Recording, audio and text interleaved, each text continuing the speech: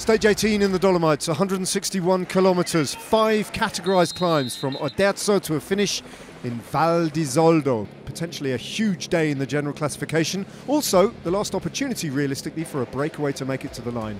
Ben Healy tried and failed in the Maglia Azzurro to get up the road, but Thibaut Pinot did, part of a 7-rider breakaway, and he picked up 40 points to close to within touching distance of Ben Healy's King of the Mountain standings at the first possible opportunity.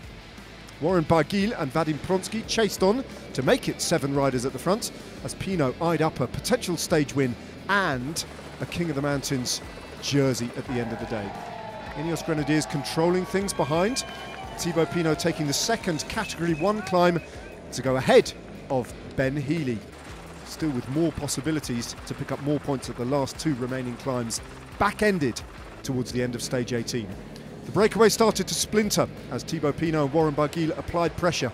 Arion Paris-Peintre and Marco Frigo put under pressure, and eventually Thibaut Pinot and the Italian national champion Filippo Zana went clear as Jumbo-Visma on the penultimate climb started to set things up for Primož Roglic on the steep slopes. That put João Almeida into trouble. The rider in second place in the white jersey dropping away and being paced back on by Jay Vine, and Roglic came off the pace of Sepp Kuss, followed by the Maglia Rosa. Those 2 riders riding clear of João Almeida on these savage slopes of the penultimate climb of the day. Then Geraint Thomas started to work with Primož Roglic to keep João Almeida away, who was closing at that point.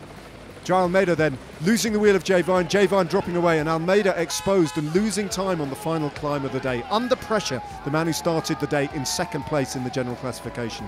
Towards the line though, Pinot was pinned on the front, the stage victory up for grabs, and with 200 metres had no choice but to open up his sprint and try and hold off the Italian. Filippo Zana using his slipstream and patiently waiting to come off the wheel of the Frenchman and ride to a first ever win at the Giro d'Italia, and he did it in the Italian national champions jersey too. Zana the winner ahead of Pinot, beaten into second place once more for the second time at this Giro d'Italia.